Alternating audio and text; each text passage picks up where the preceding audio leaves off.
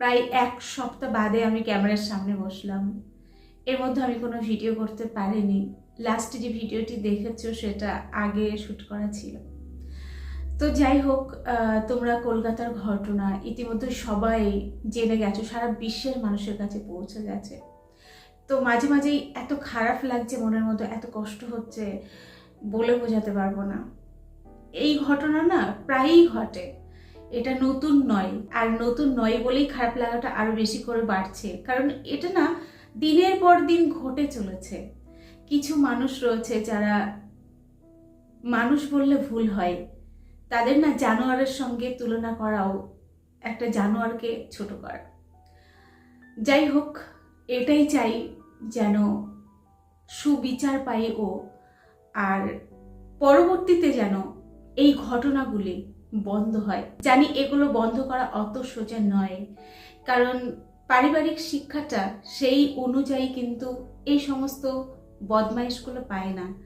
দেখো, উচ্চশিক্ষিত হলেই যে মানুষ সঠিক শিক্ষা পায় তা কিন্তু নয়। মেয়েদের কি চোখে দেখতে হয়, কিভাবে সম্মান করতে হয়, আমি মনে করি প্রতিটি বাবা মায়ের স্পেশালভাবে তার সন্তানকে শেখানো উচিত। আর শুধু মেয়ে নয়, একজন ছেলেকেও কিভাবে সম্মান করতে হয় একটা মেয়েরও কিন্তু জানা উচিত। যাই হোক, আজকের এই ভিডিওর মাধ্যমে আমি আরো কিছু কথা বলবো। দেখো, আমাদের প্রত্যেককে কিন্তু বাইরের জগতে কাজ করতে যেতে হয়, প্রত্যেককে যেতে হয়, একজন ছেলেকেও যেতে হয়, একজন মেয়েকেও যেতে হয়। আমি তোমাদেরকে বলবো, যেখানে তুমি কাজ করতে যাচ্ছ সেখানে যদি কোনো রকম চাপের মুখে পড়ো বা কোনো রকম হুমকির মুখে পড়ো বা কোনো রকম কোণঠাসা অনুভব করো, তাহলে ভয় পেয়ে বসে না থেকে সেটার বিরুদ্ধে অ্যাকশন নাও। এরা না কখনো ছাড়তে চায় না। যে মানুষটিকে কোণঠাসা করতে থাকে তাকে না পুরো শেষ না করে দেওয়া পর্যন্ত এদের শান্তি হয় না। তো ওদের কোনো স্টেপ নেওয়ার আগে আমাদের স্টেপ নেওয়া উচিত। আর এর সঙ্গে আরো একটা খুব গুরুত্বপূর্ণ কথা মাথায় রাখবে। ধরো এমন কিছু তোমার সঙ্গে ঘটছে যেটা হয়তো তুমি কাউকে বলতে পারছো না, সেই কথাগুলি না ডায়েরিতে লিখে রাখো, বা একটা ভিডিও করে সেই ভিডিওটা এখন প্রত্যেকেরই সোশ্যাল মিডিয়া রয়েছে, সেটা না আনপাবলিশ করে রাখো, ওটা প্রমাণ হিসেবে কাজে লাগবে। এমনও কিন্তু হয়, আমরা ধরো ওপর মহলে জানাচ্ছি আমাদের অভিযোগের কথা, তারা কিন্তু বিশ্বাস করতে চাইছে না, তখন কিন্তু আমরা ওটা দেখাতে পারি যে এতদিন ধরে আমার সঙ্গে এই অত্যাচারটা হচ্ছে, এটা কিন্তু প্রমাণ হিসেবে আমরা তুলে ধরতে পারি। বা ওই যে বললাম, ডায়েরিতেও যদি তুমি লিখতে থাকো না, তাহলে ওটাও প্রমাণ হিসেবে পরবর্তীতে কাজে লাগতে পারে। যদিও এগুলো কোনো সমাধান নয়, এগুলো দিয়ে কিছু হয় না, কিন্তু তবু আমার মনে হয় এগুলো করে রাখলে পরবর্তীতে কাজে আসতে পারে। যাই হোক, আশা রাখি তিলোত্তমা সঠিক বিচার পাবে, কারণ সঠিক বিচার না পেলে ওর আত্মা কখনো শান্তি পাবে না। যাই হোক, চলো ভিডিওতে প্রবেশ করি। আজকের এই ভিডিওর মাধ্যমে আমি কয়েকটি কথা বলবো। যত দ্রুত তোমরা এই কথাগুলি বুঝতে পারবে, ততই না নিজেকে সুন্দর রাখতে শিখে যাবে। আজকের ভিডিওটি একটা ছেলের অনুরোধে করছি। ও একটা বার্তা সবাইকে পৌঁছে দেওয়ার জন্য বলেছে, কারণ ওর জীবনটা নষ্ট হয়েছে।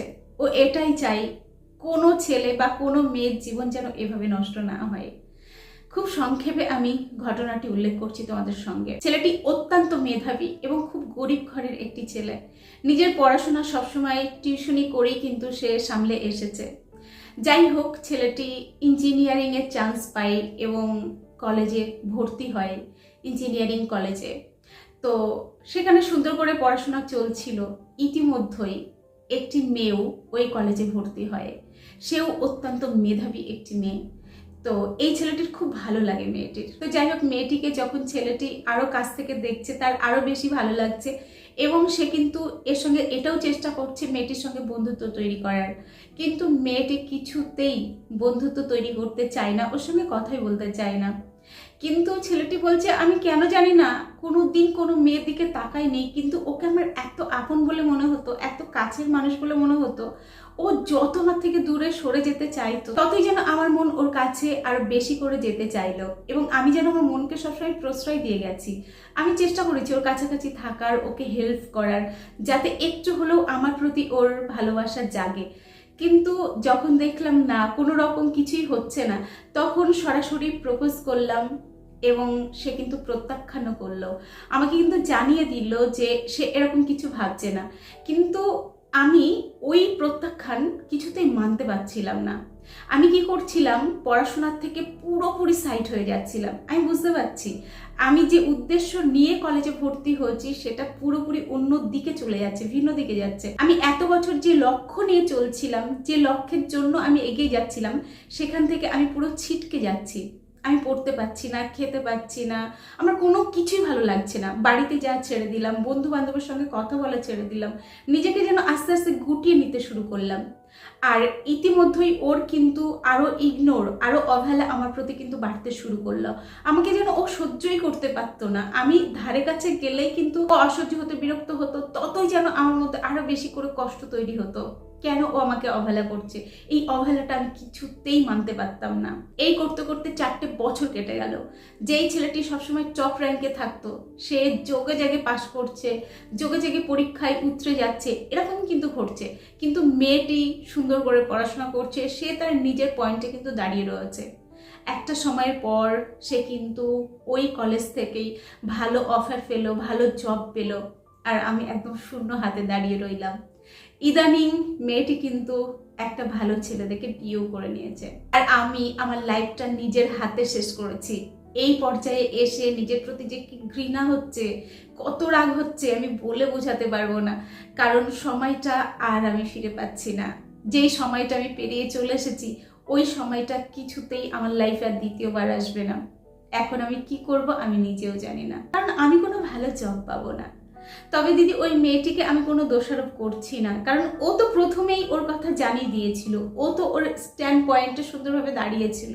কিন্তু আমি কেন বুঝলাম না, আমাকে যে অবহেলা করছে, আমাকে সে পছন্দ করছে না, সেটা কেন আমার মাথাতে ঢুকলো না ওই সময়। আমি এখনো পর্যন্ত এর উত্তর নিজের কাছে খুঁজি, কিন্তু কোনো উত্তর নেই। তো দিদি, আমি যে ভুলটি করেছি, কোনো ছেলে বা কোনো মেয়ে যেন এই ভুলটি না করে। একবার যদি তার পছন্দের মানুষটি তাকে না বলে, তাহলে সেখান থেকে যেন সে দ্রুত সরে আসে। কারণ যত তার কাছে যেতে চাইবে, তত অবহেলা পাবে, আর ততই কিন্তু নিজের মধ্যে একটা ডিপ্রেশন কাজ করবে, একটা ছোট হওয়া মনোভাব তৈরি হবে যে আমি মনে হয় খুব খারাপ, আমি মনে হয় ওর যোগ্য নই, ইত্যাদি বিভিন্ন নেগেটিভ কথা নিজের মধ্যে আসবে, আর ততই কিন্তু আমরা নিজেকে হারিয়ে ফেলবো। তো দেখো, আমিও কিন্তু প্রতিটি ভিডিওতে তোমাদের এই কথাটি বোঝানোর চেষ্টা করি। ধরো তুমি কাউকে ভালোবাসো, এই ছেলেটির মতো নয়, এর যেমন জানিয়ে দিয়েছিল আমি তোমাকে ভালোবাসি না, এটা হয়তো তোমার লাইফে ঘটছে না। তুমি যাকে ভালোবাসো সেও হয়তো ভালোবাসতো, কিন্তু এই মুহূর্তে সে জানাচ্ছে তোমার প্রতি আমার কোনো টান নেই, মায়া নেই, আমি তোমাকে আর ভালোবাসি না। এটা তোমাকে সে স্পষ্ট জানিয়ে দিচ্ছে, এবং বারবার তোমাকে এটাই বলছে তুমি আমার পিছন ছাড়ো, তোমাকে আর আমার প্রয়োজন নেই। তখন না, থেমে যাও, ছুটো না তার পিছনে। ছুটলে তুমি ক্লান্ত হয়ে পড়বে, সে কিন্তু তোমার কাছে ফিরবে না, ম্যাক্সিমাম সময় কিন্তু ফেরে না। তুমি দেখো, খুব কদাচিৎ হয়তো 2-1 জন ফিরে আসে, কিন্তু তারাও আবার একটা সময়ের পর কিন্তু চলে যায়। কারণ সবসময় একটা বিষয় আমি মনে রাখতে বলি, যদি আমার প্রতি টান থাকতো, মায়া থাকতো, তাহলে আমাকে সে একদিনের জন্য অবহেলা করার সাহসটা দেখাতো না। কিন্তু তার মন চাইতো না আমাকে অবহেলা করবে, আমাকে কষ্ট দেবে, এটা কিন্তু তার ভিতর থেকে আসতোই না। স্রেফ এই একটা কথা যদি মাথায় রেখে চলো না, তাহলে কারোর ক্ষমতা নেই তোমাকে কাঁদানোর, কারোর ক্ষমতা নেই তোমাকে কষ্ট দেওয়ার। কি বলতো, অবহেলা জিনিসটা না খুব খতরনাক। এটা একটা মানুষের অস্তিত্বকেই পুরো ধ্বংস করে দেয়। তো তুমি যদি তোমার ভালোবাসার মানুষটির কাছে অবহেলা পেতে থাকো, তাহলে সেখানে পড়ে থেকে নিজেকে শেষ না করে সামনের দিকে এগিয়ে যাও। ভালো কিছু না লাইফে একটা না একটা সময় অবশ্যই আসবে। তো চলো, আজকের ভিডিওটি এখানে শেষ করছি। এতক্ষণ আমি তোমাদের সঙ্গে ছিলাম, তোমাদের মধ্যে রয়েছি না ব্যানার্জি। আবার দেখা হচ্ছে নেক্সট ভিডিওতে। ততক্ষণ সবাই ভালো থেকো, সুস্থ থেকো।